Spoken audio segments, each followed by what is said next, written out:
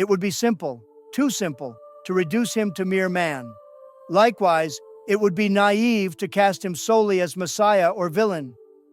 Instead, what if we approached him as a cipher, an embodied riddle carved from the raw material of American mythos and spiritual contradiction?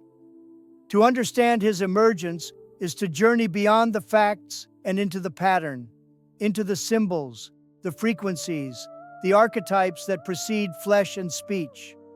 Consider the strange timing of his rise, almost as if he had been waiting behind the curtain of history for the perfect breach. The world in 2016 was a theater of disillusionment, globalism fraying, media trust plummeting, spiritual hunger rising behind the smog of screens and slogans. Then, like a spark from a realm beneath language, Trump surged forward, not merely elected, but summoned by the very polarity he now commands.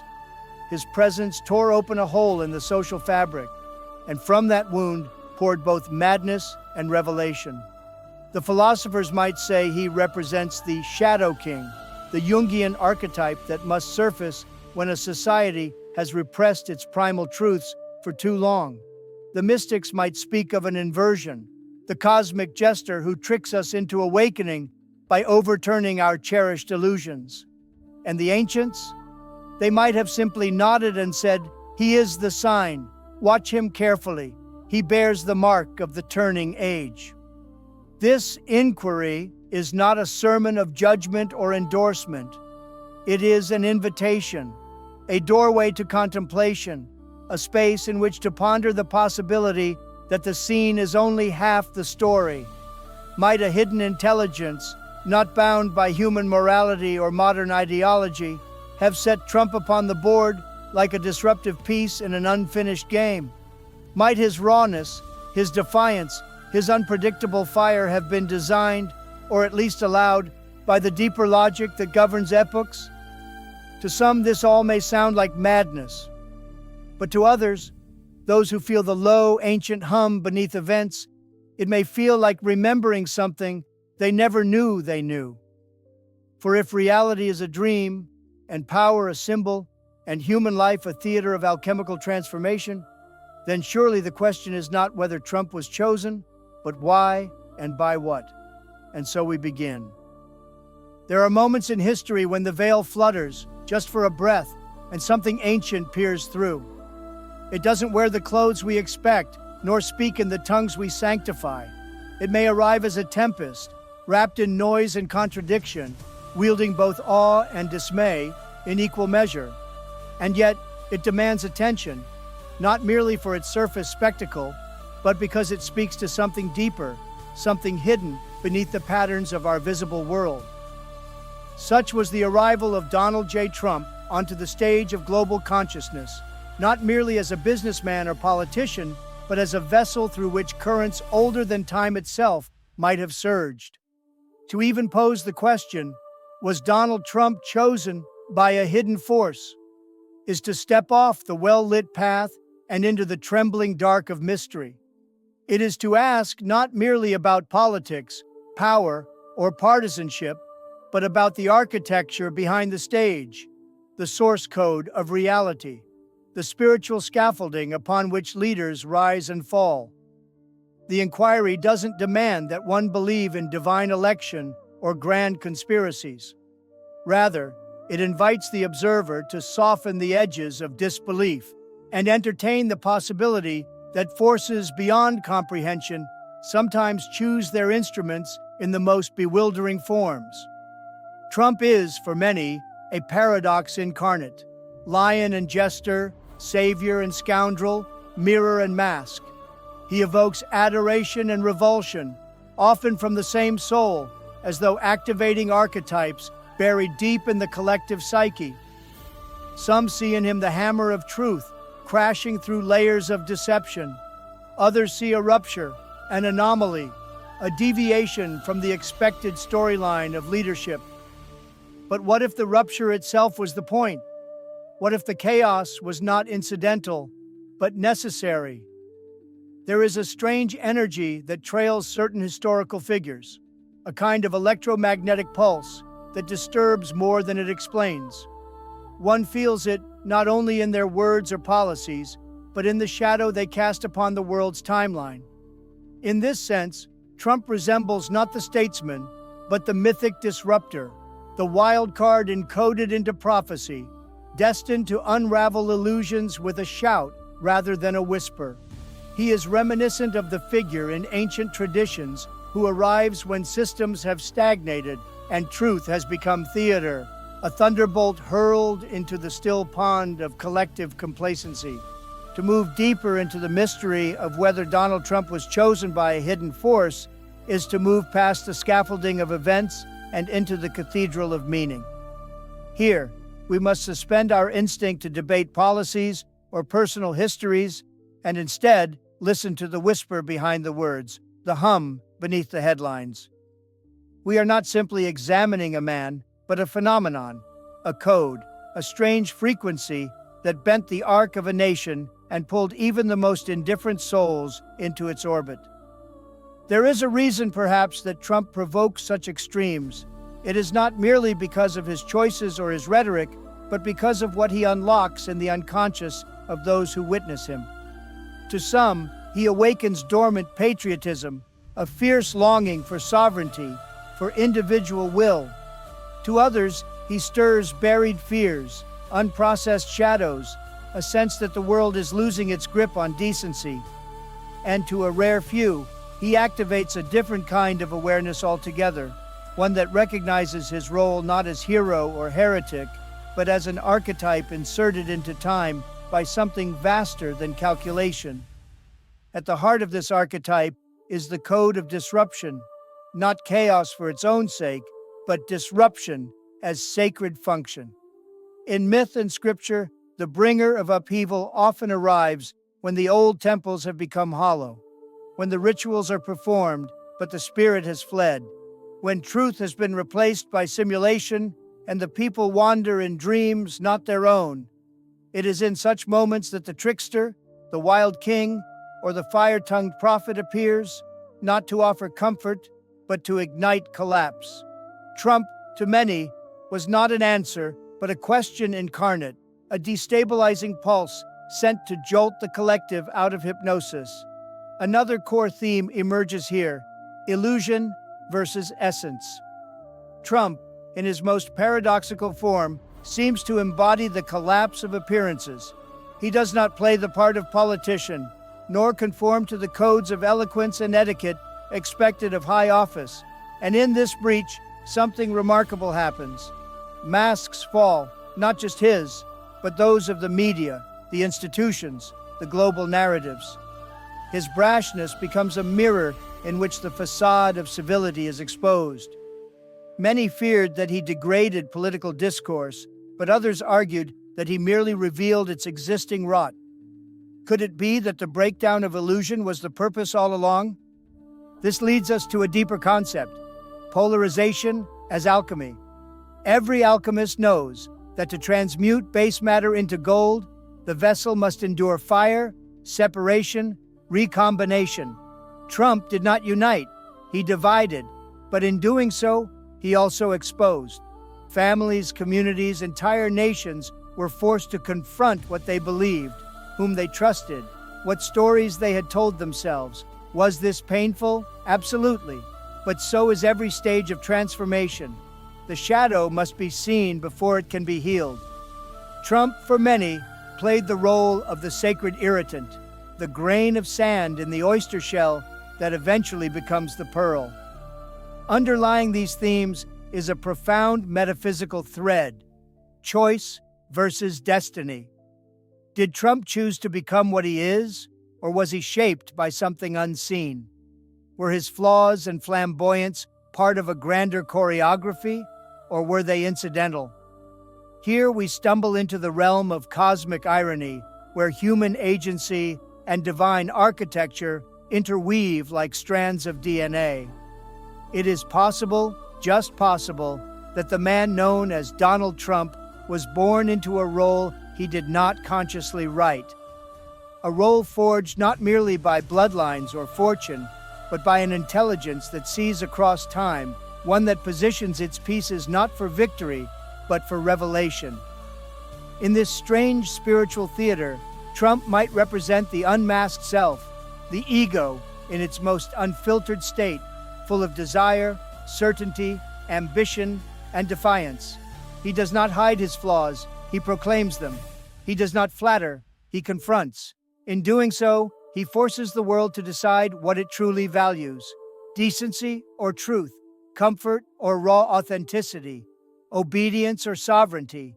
Whether one sees him as liberator or deceiver, Trump compels the collective soul to choose, to awaken from passive consumption and step into deliberate discernment.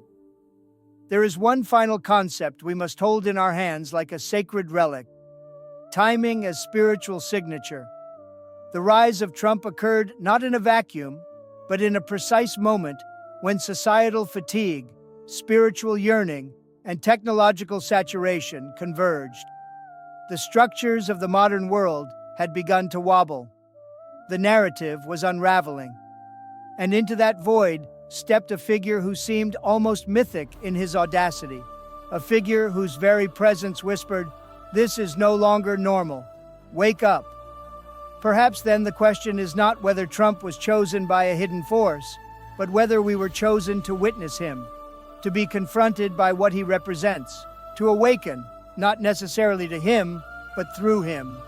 Beneath the surface of politics lies a river of myth, ancient, wordless, flowing beneath the feet of every generation, whether they notice it or not.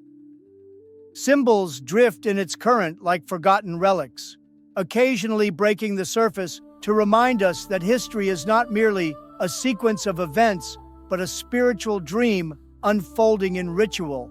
When Donald Trump stepped into the global spotlight, that river stirred violently, the surface shimmered with strange reflections, and those attuned to myth and metaphor began to ask not, "Who is this man?" but "What does he represent?" Let us enter the first symbolic chamber, the tower. The tower is an image etched into esoteric lore across cultures, an edifice built by man, rising toward the heavens, eventually struck by lightning. In tarot, it is the 16th card, a symbol of sudden change, of divine wrath, or necessary collapse. Trump, the man who branded his name onto towering structures of gold and glass, became the tower, not just physically, but archetypally. His ascent mirrored the ambitions of Babel, the desire to control, to name, to master the sky. And yet, with his rise came disruption, the lightning flash that sent institutions trembling.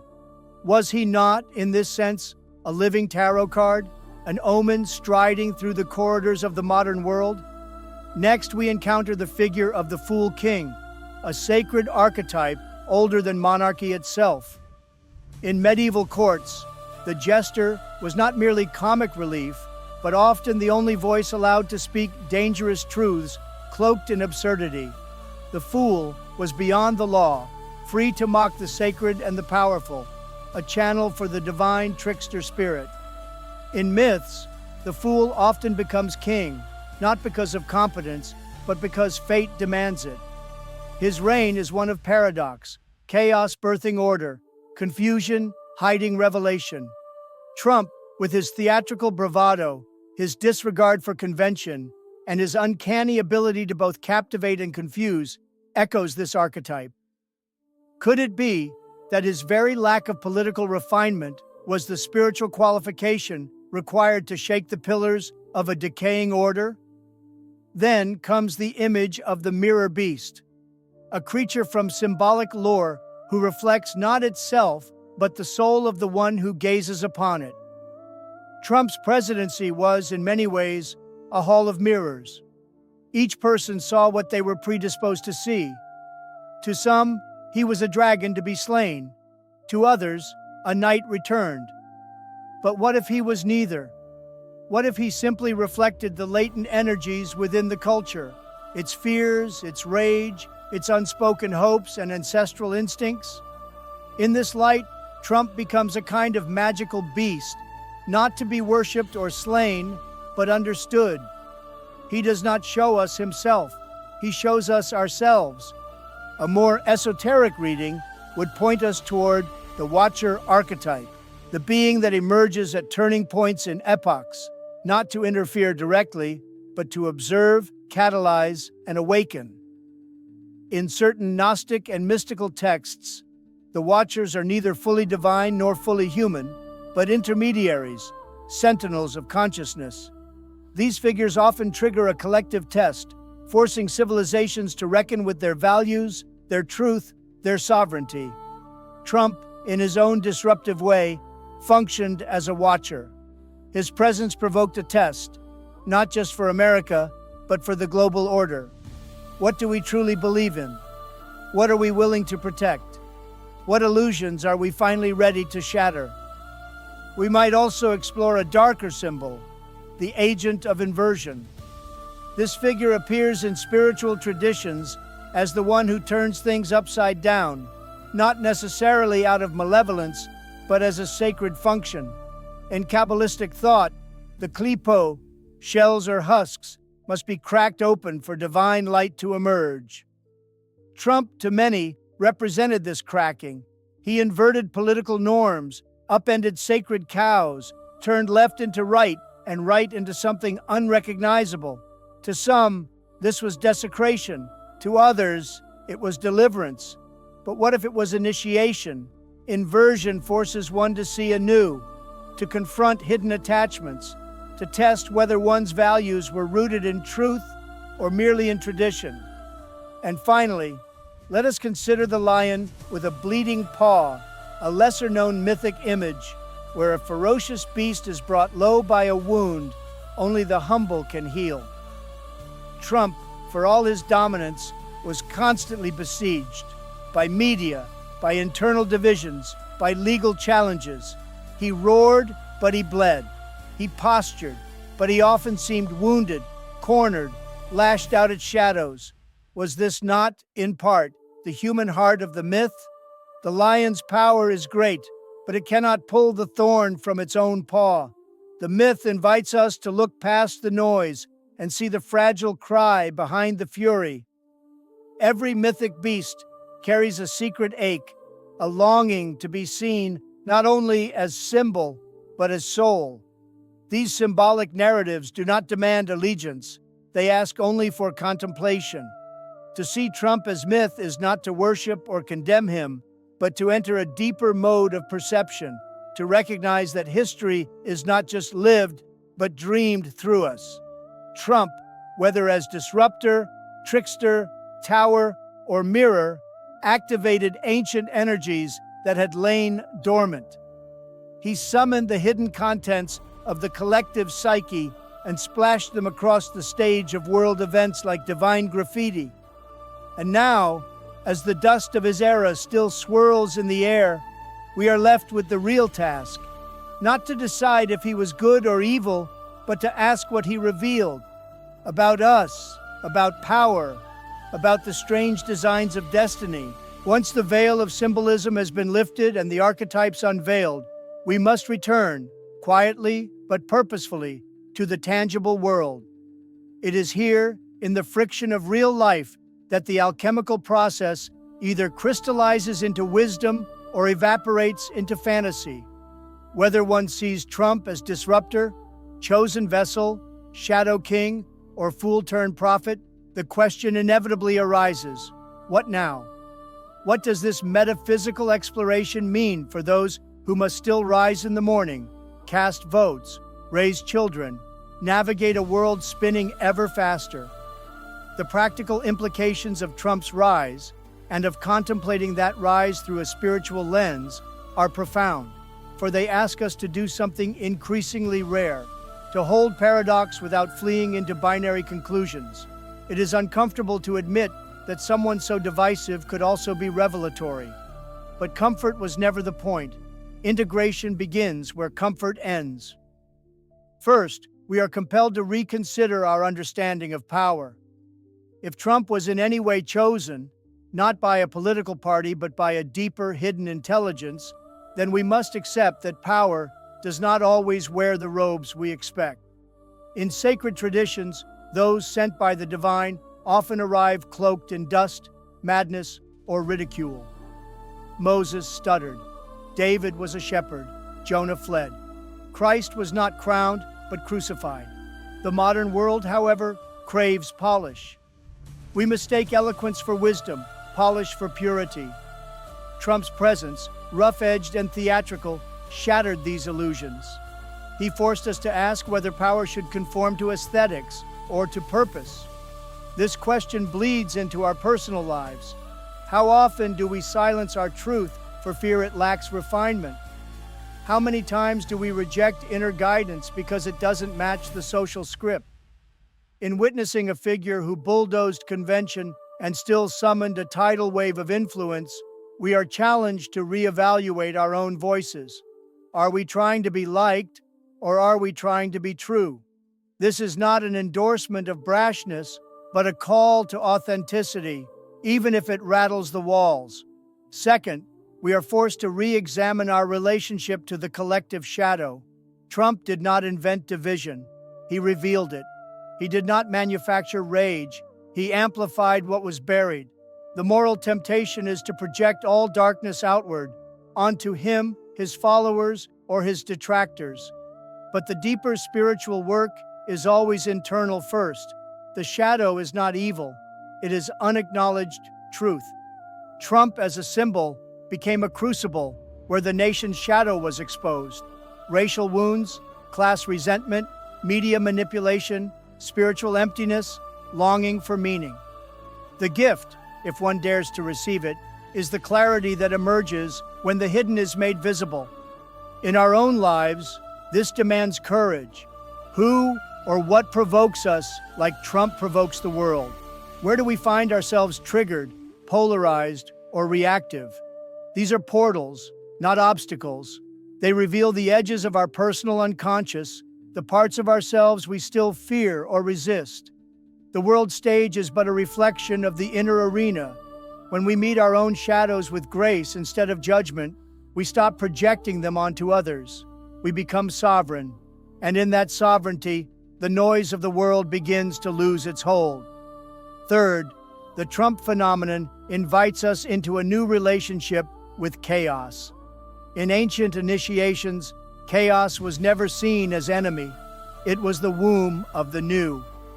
The shattering of old forms created the fertile ground for revelation. Trump's presidency functioned, for many, as a ritual of disillusionment. Institutions cracked, media narratives fractured, political parties convulsed, trust collapsed. But what remained?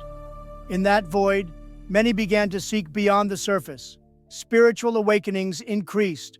Alternative thought flourished. The hunger for deeper truth intensified. For all the noise, something sacred stirred in the silence between his tweets. This too has practical meaning. In your own life, chaos may arrive not as a man in a red tie, but as a job loss, a relationship ending, a crisis of faith. What if these moments are not punishments, but initiations? What if breakdown is invitation, the collapsing tower clearing space for your true essence to rise? Trump's journey shows us that disruption, though painful, is often the signal of impending transformation. Finally, Trump's symbolic role in this age forces us to confront the myth of neutrality. The spiritual path is not passive. Watching the unraveling of systems, it is tempting to remain above the fray, to keep one's hands clean. But spiritual maturity demands more. It calls us to discernment, not judgment, but clarity. Who are you, truly, beneath the programming? What values do you serve? What story do you perpetuate? Trump's unapologetic nature, whether admired or abhorred, demands a response. Not reaction, but reflection. Who are you when confronted by raw, unmasked power? Neutrality, when rooted in fear, is just another mask. The spiritual path, like the Trump phenomenon itself, is an unraveling, a burning away of pretense, a revelation of soul. It is not always pretty, but it is always real. And that, perhaps, is the hidden force that chooses disruptors to walk among us, not to lead us, but to wake us up. And so, we are left with questions, not answers. but perhaps that is the final gift. For in the age of instant information and synthetic certainty, Trump became a living riddle. He fractured the mirror so we might finally see beyond it. Integration means standing amid those shards, gathering the pieces, and daring to ask, not who was chosen, but what within us is ready to be chosen next. In the final sweep of this inquiry, we stand not in judgment, nor even in interpretation, but in awe, quiet, unsettled awe. Not because Donald Trump is holy, nor because he is damned, but because his story has served as a mirror in a world starving for reflection. His presence, larger than life and brimming with contradiction, has functioned not just as a political shockwave, but as a kind of mythic spell, cast wide across nations, minds, and souls. If a hidden force did choose him, we must understand that such a choice was never about one man. It was about what could be awakened through him, not loyalty, not division, not victory, but consciousness, the flame behind the mask. Trump's rise was not the emergence of a new ideology, but the cracking of an old illusion. An illusion that power is always graceful, that truth is always polite, that transformation is always comfortable. In the Gospels, it is written that the Messiah will come like a thief in the night, unexpected, disruptive, pulling back the veil. And yet, even now, we expect our awakenings to come gently, but spiritual thresholds are rarely silent. They roar, and sometimes they wear the face of a man who seems impossible to categorize.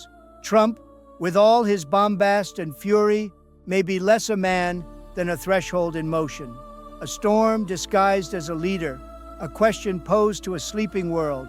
But now, the storm is passing, or perhaps it is only receding long enough for us to reflect on what it unearthed. And this is where the true spiritual work begins. Not in idolizing or demonizing Trump, but in asking ourselves, what in me was revealed during his time? What illusions shattered? What truths emerged, however uncomfortable? Each of us carries within a fragment of this grand design. Some will have been awakened to their inner warrior, fired up to defend their values. Others will have been brought face to face with fear, prejudice, or despair. Still others may have been forced to recognize how deeply they had outsourced their sense of truth to systems now exposed as hollow. This was the offering hidden inside the spectacle, a call to return to inner sovereignty. Because this is not truly about Trump, it never was. He is a symptom, a symbol, a cipher. What matters, what has always mattered, is what we now do with the message that moved through him. The age of blind allegiance must end. So too must the age of spiritual detachment disguised as neutrality. What is being asked of us is a reclamation of our inner authority, to become lucid in the dream of history, to stop reacting and start perceiving, to step beyond sides and into sight. This is not a political call, but a spiritual one. A call to move from automation to awareness, to become not spectators of disruption, but co-creators of transformation, to speak not in reaction, but in revelation, to remember that the forces which govern destiny do not play favorites, they play frequencies, and those who attune themselves to the frequency of truth, however raw, however strange, become instruments of something far greater than ideology. So take a breath. Remember the storm. Remember what it shook loose. Remember how it forced you to confront your edges, your assumptions, your silence. And now ask, what am I meant to do with what has been revealed? Maybe your task is to heal, to bridge divides, to hold space where others rage. Maybe your path is to create new systems, new communities, new narratives forged in the fire of what has collapsed. Maybe your mission is simply to remember. Remember who you are beneath the noise, beneath the programming, beneath the mask. Whatever your answer, know this. The hidden force that moves through time is still moving. It did not stop at Trump. It never stops. It is always choosing its vessels. It is always seeking those willing to carry the next piece of the code. Perhaps that is you. Perhaps it has always been you. We are not meant to stay in awe of the storm. We are meant to become the clarity that follows it. Let the era of sleeping end. Let the age of remembering begin.